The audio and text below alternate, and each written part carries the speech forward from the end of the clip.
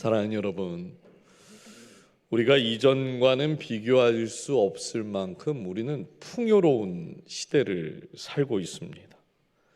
그런데도 우리의 마음을 흔드는 것이 하나 있는데 바로 부족함이라고 하는 마음입니다. 예전에는 정말 가진 것이 부족해서 힘들었는데 요즘은 가진 것이 있는데도 부족함을 느끼는 그런 시대를 우리가 살고 있습니다. 왜냐하면 내 삶의 기준을 내 안에서 찾는 것이 아니라 밖에서 찾고 있기 때문에 그래요. 누군가의 삶을 보면서 내가 가진 것이 작아 보일 때가 있지요. 그렇죠? 이미 가진 것이 분명히 있음에도 내가 이 정도밖에 못 가지는 건가 이런 생각이 올라올 때가 있습니다. 그리고 이 부족함이란 마음은요, 그냥 감정으로만 머물지 않아요. 다른 사람과 자꾸만 비교하게 만들고 우리를 조급하게 만들어서 결국 남의 것을 빼앗는 그런 삶의 방식을 살도록 만듭니다. 그래서 하나님께서 오늘 우리에게 주시는 이 말씀, 도둑질하지 말라, 이 말씀은 남의 것 가져가지 마라 이런 말씀이 아닙니다. 하나님 백성의 정체성, 그 정체성을 지키라 이렇게 말씀하는 거예요. 하나님께서 창세기 12장에서 아브라함을 부르실 때 내가 너로 큰 민족을 이루고 내게 복을 주어 내 이름을 창대하게 하리니 너는 복이 될지라 그랬어요. 하나님은 아브라함에게 복을 받는 사람을 넘어서 복이 흘러가게 하는 복의 통로가 되라고 말씀하셨습니다. 이것이 성도의 정체성이에요. 그래서 오늘 이 계명은 우리에게 이렇게 묻는 겁니다. 복의 통로로 살고 있는가? 아니면 욕망의 통로로 지금 살고 있는가? 첫 번째, 하나님이 우리에게 주시는 교훈은, 그래서 복의 통로는 나 중심을 거부한다 그래요. 복의 통로는 나 중심을 거부합니다. 이 도둑질이라고 하는 이 단어의 사전적인 정의는 남의 물건을 몰래 훔치거나 허락 없이 가져가는 것을 말해요. 근데 여러분 한번 생각해 보십시오. 도대체 도둑질은 누구를 위해서 하는 겁니까? 도둑질은 누구를 위해서 하는 건가요? 못 먹는 사람, 가난한 사람들 위해서 도둑질하는 건가요? 소설 속에서는 그것이 가능하다 여겨지지만 현실은 결국 다 나를 위해서 하는 거예요. 내 욕구를 위해서, 내 만족을 위해서, 내 욕심을 위해서 하는 거죠. 그래서 하나님께서 이 계명을 주시는 이유는 단지 남의 물건을 훔치지 말라 여기가 있는 것이 아니라 우리의 정체성을 다시 한번 되돌아보고 하나님이 세우신 그 정체성을 지금 다시 세우라고 하는 거예요. 앞에서도 말씀드렸지만 하나님께서 이스라엘의 역사를 다시 세우실 때 그들의 정체성을 바로 세우셨습니다. 복이 되라, 이것이 이스라엘에게 세워주신 정체성이에요.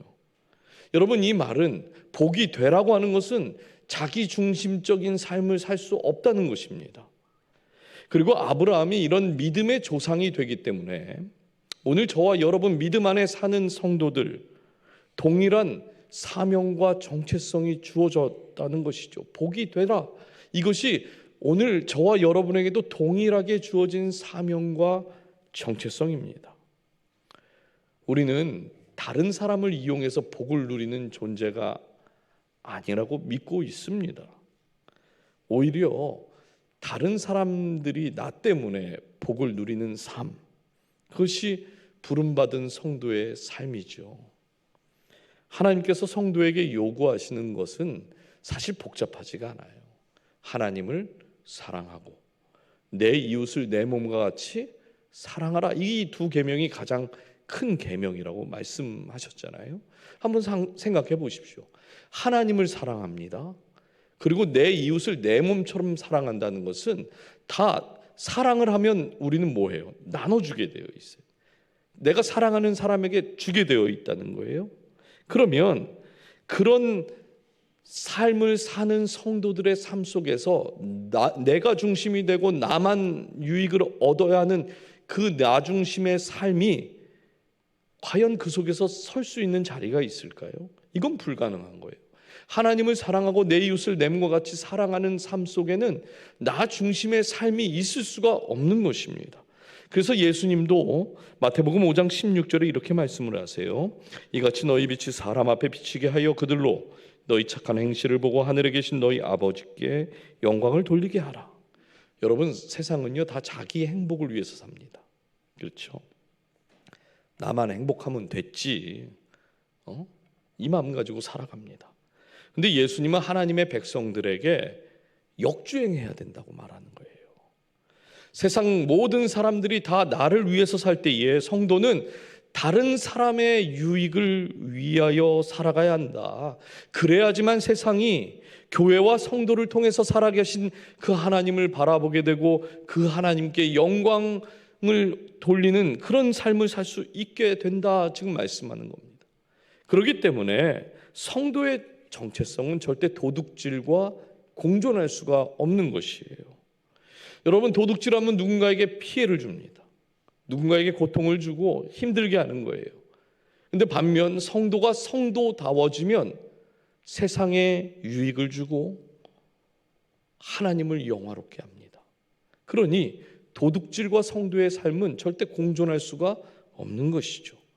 이 사실을 사도 바울이 에베소서 4장 28절에 이렇게 이야기를 해요.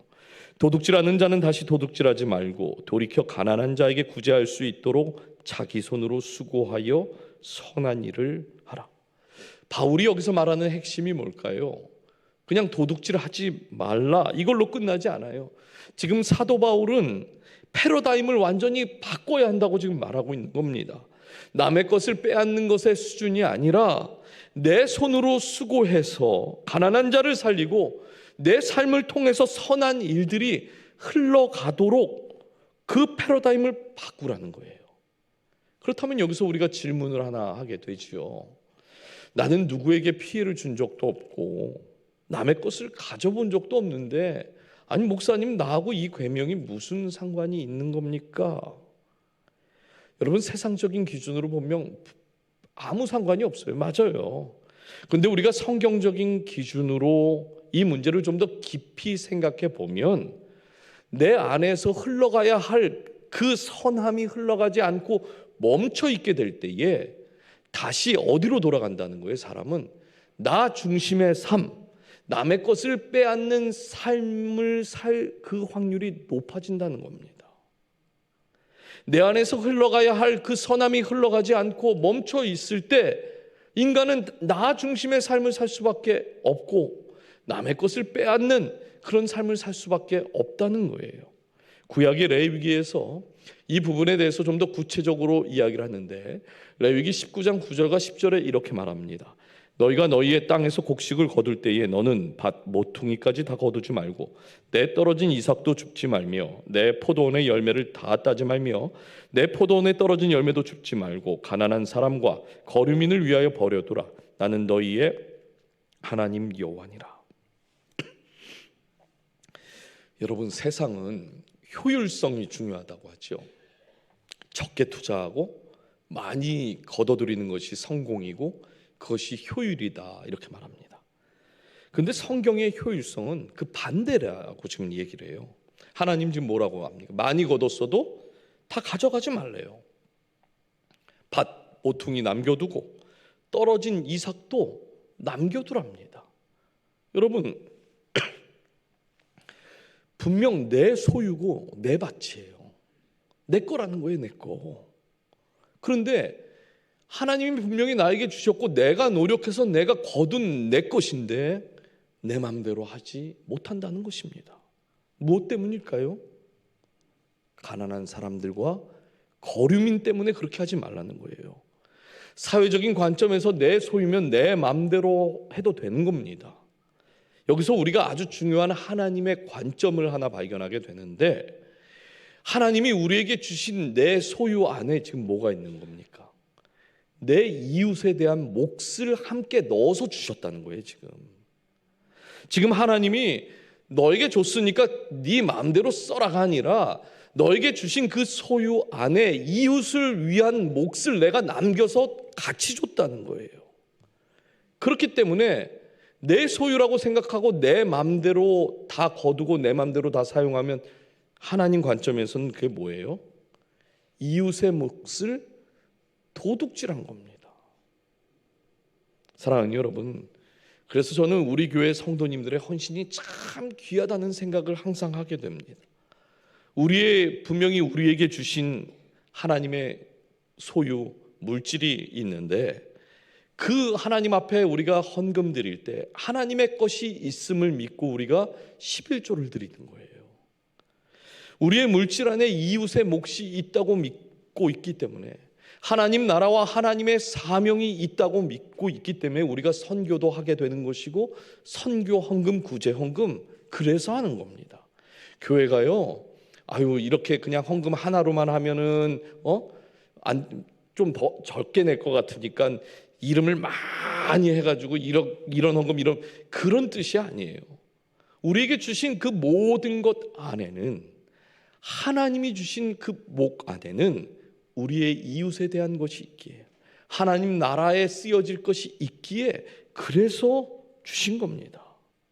이것이 바로 성도의 삶인 거죠. 여러분, 복을 움켜쥐는 사람은 성도가 아니에요. 복이 흘러가게 하는 사람, 그것이 바로 성도의 삶인 줄 믿습니다. 그런데 우리가 이 복의 통로로 살지 못하게 하는 아주 강력한 유혹이 하나 있어요. 더 많이 소유하면 우리가 만족할 수 있다고 하는 착각입니다. 두 번째, 우리에게 주신 교훈입니다. 복의 통로는 소유가 아니라 하나님으로 만족합니다.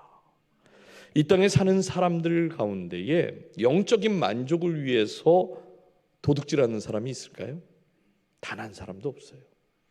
하나님과 더 가까워지기 위해서 나는 오늘 도둑질할 거야, 이런 사람 없다는 거예요. 그러면 왜 도둑질하는 겁니까?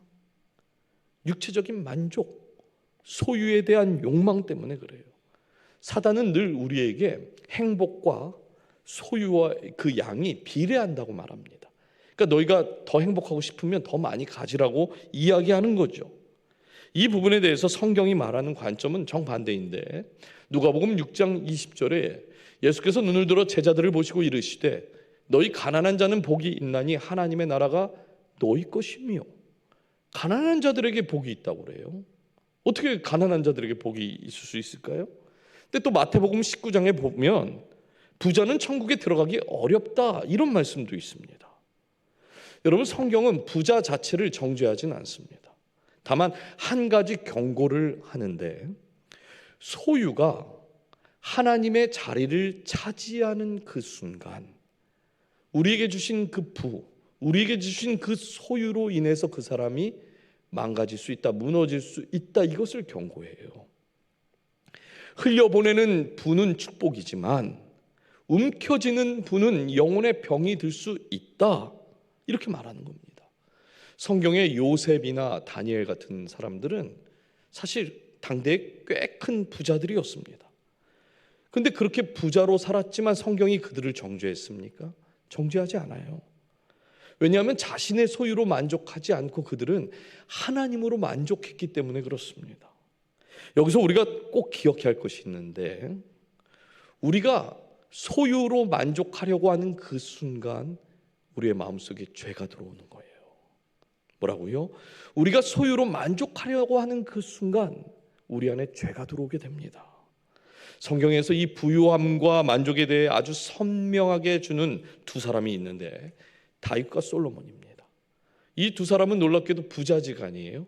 근데 만족에 대한 길이 완전히 다릅니다. 먼저 다윗을 한번 보면, 다윗이 시편 23편 1절에 뭐라고 그러죠? 여호와는 나의 목자시니 내게 부족함이 없으리로다. 5절에도 보면 주께서 내 원수의 목전에서 내게 상을 차려주시고 기름을 내 머리에 부으셨으니 내 잔이 넘치나이다 그래요. 여러분, 다윗의 이 고백이 너무 신기하지 않습니까? 다윗의 시대에 다윗이 가장 부유했던 사람이에요. 그는 명예도 가졌고 권력도 가졌고 부도 있었습니다. 다 다윗이 가지고 있었어요. 그런데 성경을 보십시오. 다윗이 자기가 가지고 있는 소유를 자랑한 적이 있습니까? 아니요, 다윗은 자기의 소유를 자랑하지 않고 여호와는 나의 목자다, 그 하나님만 자랑을 해요. 그러니까 다윗의 만족은 어디서 오는 겁니까? 나의 목자가 되신 그 하나님에게서 오는 것이죠. 어떤 분들은요, 다윗이 모든 것을 다 가진 왕이었으니까 그렇게 얘기하는 거 아니냐고 이렇게 말하는 분들도 계십니다. 충분히 그렇게 생각할 수 있을 것 같아요. 그런데 다윗이 왕이었을 때만 행복했습니까? 그렇지 않아요. 다윗은 목동이었을 때도, 또 사울을 피해서 10년간 도망 다녔을 때도 하나님을 놓쳤던 적이 없는 사람입니다. 다윗은 소유가 아니라 하나님과의 동행으로 만족을 했던 사람이 분명한 것이에요. 우리가 우리의 환경이 바뀌어서 만족하고 내 소유가 늘어났기 때문에 만족하는 그런 인생이 아니라, 여호와는 나의 목자시니 내게 부족함이 없으리로다, 이 고백으로 우리도 가득 채워지는 그 은혜가 있기를 주님의 이름으로 축복합니다. 반대로 다윗의 아들 솔로몬은요, 완전 다른 사람이에요. 솔로몬은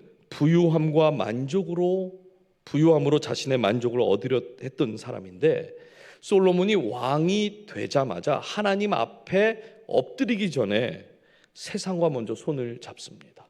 열왕기상 3장 1절 말씀 한번 읽어주실까요? 시작.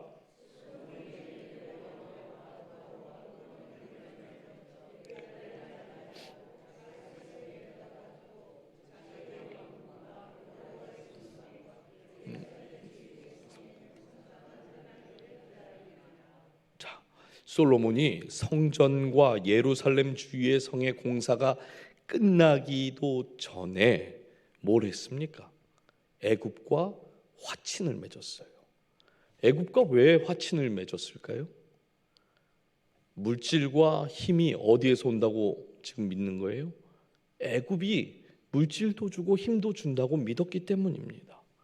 열왕기상 10장을 보면 이 솔로몬이 어떻게 부를 쌓았는지, 그리고 그 부가 얼마나 커졌는지를 기록하고 있는데, 집에 가셔서 한번 오늘 열왕기상 10장을 한번 잘 보십시오. 솔로몬은 세상이 부러워할 만한 모든 부를 다 가졌는데도 한 가지를 얻지 못했다 그래요.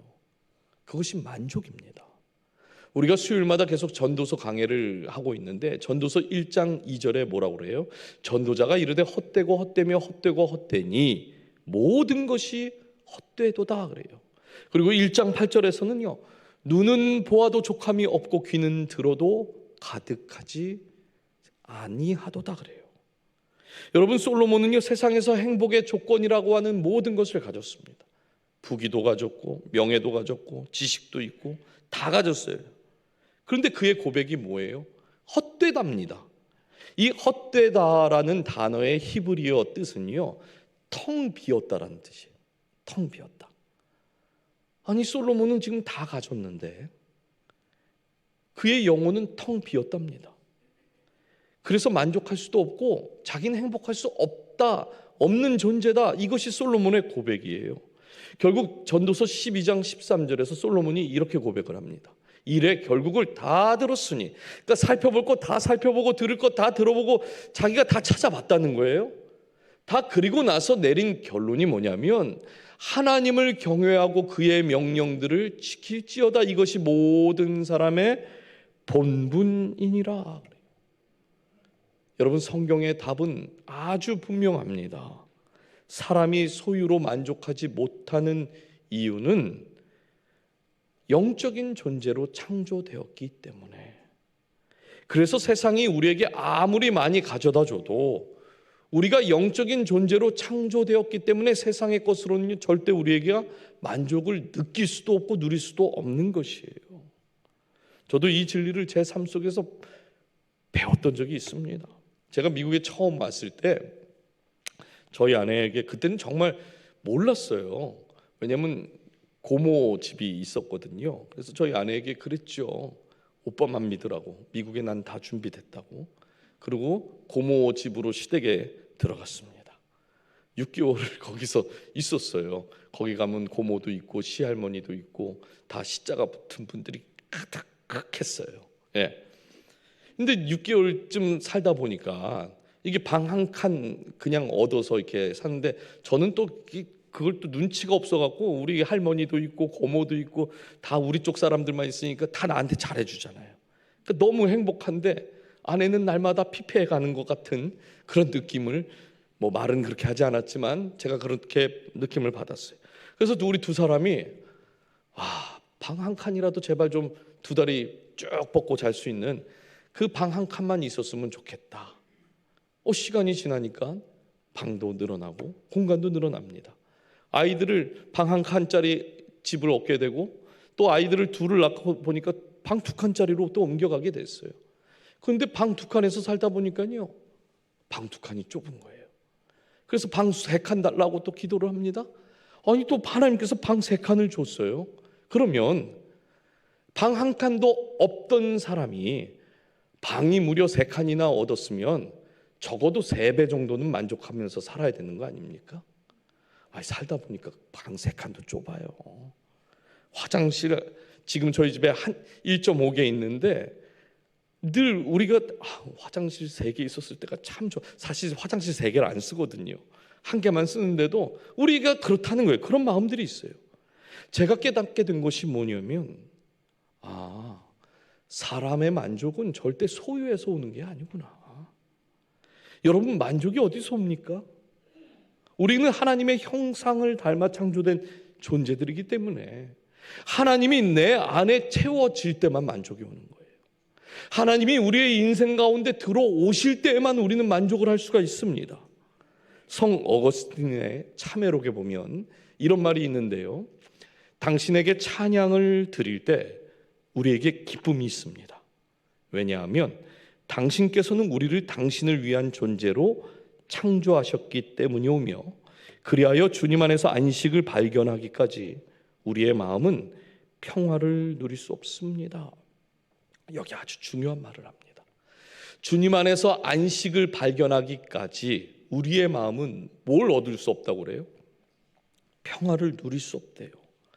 하나님이 내 인생에 들어오시기 전까지, 하나님이 채워주시기 전까지 우리는 절대 평화를 누릴 수가 없는 존재들인 거예요. 그래서 시편 73편 28절에 뭐라고 하는가? 하나님께 가까이 함이 내게 복이라 그래요. 물질이 채워져야 내게 복이다. 명예가 채워져야 내게 복이다. 자녀가 많아야 내게 복이다 말하지 않고, 하나님과 가까이 함이 내게 복이다 그래요. 여러분, 복은 그래서 소유하는 데 있지 않은 겁니다. 복은 하나님과 가까이 가는 것에 있어요. 하나님의 형상을 닮은 사랑하는 여러분, 하나님과 더욱 가까이 가십시오. 복 받기 싫으신 분 계십니까? 다 우리 복 받고 싶죠. 그러면 어디로 가까이 가야 돼요? 제가 들었잖아요. 그런데도 참 신기해요. 말씀은 여기 옆에다가 이렇게 놓고 싶고, 주님 요것도 주시고 요것도 주시고. 여러분, 하나님과 가까이 하는 것, 그것이 우리의 진정한 복이 되는 줄 믿습니다. 마지막 세 번째, 복의 통로는 공급자를 내가 아닌 주님으로 고백합니다 그래요. 여러분, 우리가 하나님을 고백하는 여러 가지 표현들이 있는데, 공급하시는 하나님이란 표현이 있죠. 광야 40년 동안 이스라엘은 공급하시는 하나님을 날마다 경험했던 사람들입니다. 그리고 신약에서 예수님이 제자들에게 기도를 가르쳐 주실 때에 오늘 우리에게 일용할 양식을 주시옵고 이렇게 기도하라고 그래요. 일용할 양식은 누가 주는 겁니까? 성도의 일용할 양식을 공급하시는 분이 하나님이신 거예요. 그렇다면 성도는 도둑질과 거리가 먼 사람들이죠. 근데 문제는 우리의 삶에서도 신앙이 있다, 어떤 매스컴에 보면 입에 담기도 힘든 그 믿음의 사람들이 버젓이 도둑질과 같은 일들을 합니다. 왜 그러냐는 거예요. 도둑질이 어떤 행동의 문제인 것 같지만 본질은 누가 내 인생을 책임지고 있는가, 이 문제이기 때문에 그렇습니다. 뭐라고요? 도둑질은 남의 것 그냥 훔쳐오는 문제가 아니라 누가 내 인생을 책임지고 있는가, 이거의 문제인 거예요. 하나님이 공급하신다는 이 믿음이 성도의 삶 가운데 흔들리다 보니까 남의 것을 빼앗으려고 하는 거죠. 사랑하는 여러분, 성도는 반드시 하나님의 공급하심을 믿어야 합니다. 하나님께서 분명히 말씀하시잖아요. 일용할 양식이 필요 없는가? 아니요. 예수님도 하나님도 우리 성도의 삶에 일용할 양식이 필요하다 말씀해요. 그러면 그 일용할 양식을 뭐라고 구하라 하잖아요. 공급하시는 하나님께 구하라 말씀합니다. 하나님은요, 우리의 필요를 다 아세요. 하나님은요, 공중의 새와 들의 그 꽃들도 하나님이 다 돌보신다 말씀합니다. 그러면 하물며 너희일까 보냐 그러잖아요. 우리를 모르실 리가 없으시죠. 그렇다면 여기서 우리가 질문이 하나 또 생기는데, 우리가 하나님의 이 공급하심을 믿지 못하게 되면 어떤 일이 벌어질까? 이 질문에 가장 선명한 대답을 주는 성경의 인물이 아브라함입니다. 아브라함의 인생을 보면 하나님을 신뢰했던 장면도 있고 반대로 하나님을 신뢰하지 못했던 장면도 우리에게 보여줘요. 창세기 14장을 보면 아브라함이 신할 연합군과의 전쟁에서 승리를 하게 됩니다. 조카 롯이 소돔에 살고 있었는데 그 소돔의 신할 연합군이 쳐들어갔고 거기서 그 모든 사람들을 다 전쟁에서 이겨서 이제 데리고 갔어요. 그래서 이 조카 롯을 구하기 위해서 아브라함이 종들과 같이 나가서 승리를 하고 돌아오는 길에 소돔 왕이 아브라함에게 찾아와서 뭐라고 하지요? 전리품은 다 가져가고 사람들은 다시 우리 달라고 이렇게 얘기해요. 아브라함은요, 당시 그 지역 주변에서 군사력이 가장 강하다는 것을 증명했습니다. 그리고 전쟁에서 승리하면 모든 전리품은 승리한 사람이 다 가져가는 게 당연한 거예요. 그것을 소유하기만 하면 아브라함은 가장 강력한 군사를 가졌고 큰 부자가 되는 겁니다. 그런데 아브라함이 창세기 14장 23절에 이렇게 말해요. 내 말이 내가 아브라함으로 치부하게 하였다 할까 하여 내게 속한 것은 실을 한 오락이나 들매끈 한 가닥도 내가 가지지 아니하리라 그래요. 지금 아브라함이 뭘 고백하는 걸까요? 내 공급자는 소돔왕 너 아니라는 겁니다. 내 복의 근원은 사람이 주는 거 아니라는 겁니다. 내 인생을 책임지고 공급하시는 분은 하나님이시다. 지금 이걸 고백하고 있는 거예요. 여러분, 아브라함이 이렇게 고백할 수 있는 이유가 무엇일까요? 하나님께서 아브라함에게 약속을 주셨기 때문에 그래요. 복을 너에게 줄 뿐만 아니라 너는 복 그 자체가 될 거라는 약속을 하셨어요. 그래서 아브라함은 사람에게 복 받는 것이 아니고 하나님께 복 받는 것이라는 걸 분명히 알았던 사람입니다.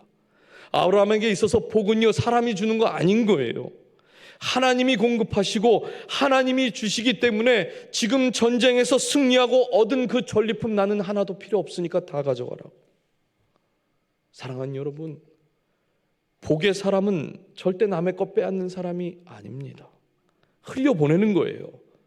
그래서 아브라함은 나는 하나님의 방법으로만 복을 받을 거니까 그렇게 알고 있으라고 이렇게 고백을 한 다음에 바로 다음에 하나님께서 이 아브라함의 고백이 얼마나 기뻐하셨는지 하나님께서 이렇게 말씀하셨어요. 이후에 여호와의 말씀이 환상 중에 아브라함에게 임하여 이르시되 아브라함아 두려워하지 말라. 나는 내 방패요 너의 지극히 큰 상급이니라. 이것이 하나님이 아브라함에게 주신 응답입니다. 아브라함이 하나님, 저는 사람에게 복받을 사람이 아니라 하나님께 복받을 사람이에요. 저의 공급자는 하나님이십니다. 그랬더니 하나님이 맞다. 나는 너의 방패가 될 것이고 너의 지극히 큰 상급이 될 거야. 이 장면만 보면요, 아브라함이 너무 멋있어요. 그런데 바로 뒤에 아주 치명적인 실수를 아브라함이 또 합니다. 하나님이 약속하신 아내는 누굽니까? 사라죠. 하나님이 아브라함에게 약속하신 아들은 누군가요? 이삭입니다. 그런데 아브라함은 하나님의 약속을 끝까지 기다리지 못해서 하갈을 취하고 하갈 사이에서 이스마엘을 낳게 되죠. 여러분, 이 장면은 또 그럼 뭘 보여주는 걸까요? 하나님을 우리가 공급자로 믿지 못하게 될 때에 하나님이 허락하지 않는 것을 우리는 붙잡게 된다는 거예요. 여러분, 분명 이 앞장면에서 아브라함은요, 하나님이 공급자가 되심을 믿었던 사람입니다. 그런데 그것을 믿지 못하니까 하나님이 허락하지 않는 것을 붙잡은 사람이 되었어요. 자, 이 결과가 어떻게 되었는가? 하갈과 이스마엘이 광야로 내쫓기게 되는데, 창세기 21장 16절 한번 읽어주실까요? 시작. 이르되, 시작. 아이가 죽는 것을 참아보지 못하겠다 하고 화살 한바탕 거리 떨어져 마주 앉아 바라보며 소리내어 오니, 이 화살 한바탕이라고 하는 것은 한 50m에서 100m 정도 사이예요. 그러니까 하갈이 지금 이스마엘이 너무 불쌍하고 그 아이가 죽을 것 같은데 그 아이 앞에서는 우는 거 보여주고 싶지 않으니까 한 100m 떨어진 곳에서 지금 오열하고 있는 겁니다. 불쌍하다고. 에? 여러분, 성경이 우리에게 지금 보여주는 것 무엇인가? 하나님이 주시지 않는 것을 붙잡는 순간 누군가의 삶에 반드시 뭘 남겨요? 상처를 남기는 거예요. 도둑질은 그래서 단지 물건만 빼앗는 것이 아니라 어떤 경우에는 관계를 빼앗는 것입니다. 그 사람의 평안을 빼앗는 거예요. 그리고 이스마엘을 보십시오. 이스마엘의 미래도 다 빼앗은 거예요. 그래서 도둑질은 결국 하나님의 공급하심을 믿지 못하는 불신의 열매인 것입니다. 오늘 저와 여러분에게 하나님께서 분명히 말씀하세요. 내가 너의 삶, 너의 가정, 너의 일터, 너가 섬기고 있는 그 교회의 공급자가 될 거야. 너의 방패가 되고 너의 지극히 큰 상급이 될 거야. 언제요? 우리가 공급하신 그 하나님을 신뢰하고 정말 믿고 아브라함처럼 그렇게 선포하고 살 때, 반대로 그런 일이 있다 할지라도 하나님이 허락하시지 않고 하나님이 공급하신다는 것을 신뢰하지 않을 때 우리는 또 다른 아브라함이 했던 것처럼 남의 것을 빼앗게 되고 관계를 빼앗게 되고 상처를 주게 되고 미래도 빼앗게 되고 다 빼앗는 삶을 살게 되는 것입니다. 그러므로 도둑질하지 말라는 이 계명은 어떤 행동을 금지하는 것이 아니라 성도라면 성도답게 살라는 거예요. 성도라면 성도답게 살라. 주님, 내가 주님을 신뢰합니다. 주님, 그 주님이 내 인생을 책임지심을 제가 믿습니다. 그래서 빼앗지 않고 흘려보내겠습니다. 흘려보내는 그 통로로 살겠습니다. 이 고백인 것이에요. 이제 말씀을 맺겠습니다. 도둑질하지 말라는 말씀은 너무 쉬운 말씀처럼 들려요. 어떤 분들에게는 나와는 정말 상관없는 말씀처럼 느껴질 수도 있습니다. 근데 성경이 말하는 도둑질은 우리가 흔히 생각하는 그 도둑질보다 훨씬 더 깊은 이야기를 했어요. 하나님이 주신 것을 나만을 위해서 움켜쥐는 것, 하나님 그거 도둑질이다 말씀하세요. 내 안에 내 이웃의 몫을 넣어서 주셨는데 그 몫을 흘려보내지 않는 것, 그것도 도둑질이다 말씀합니다. 복의 통로로 우리를 세우셨는데 복을 가로채게 되면 그것도 도둑질이다 말씀을 하세요. 사랑하는 여러분, 우리가 복을 빼앗는 사람 아니죠.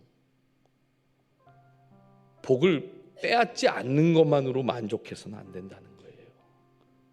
그게 지금 이 말씀인 거예요. 나는 아무 상관없는데, 남의 거 빼앗은 거 없는 것 같은데가 아니라 성도는 좀 더 적극적인 삶으로 가는 거예요. 우리를 남의 거 빼앗지 않는 삶으로 보내신 것이 아니라 우리에게 남의 것까지 다 주셨대요. 그것을 흘려보내는 복의 통로, 그 복을 흘려보내는 저와 여러분이 되기를 주님의 이름으로 축복합니다. 여호와는 나의 목자시니 내게 부족함이 없으리로다. 하나님이 우리의 목자가 되실 때 다윗처럼 모든 것을 다 가져도 그 소유를 자랑하는 사람이 아니라 하나님을 자랑하는 사람, 하나님을 고백하고 내 잔이 부족하지 않다고 고백하며 나아가는 그런 저와 여러분이 되기를 주님의 이름으로 축복합니다. 우리 이 시간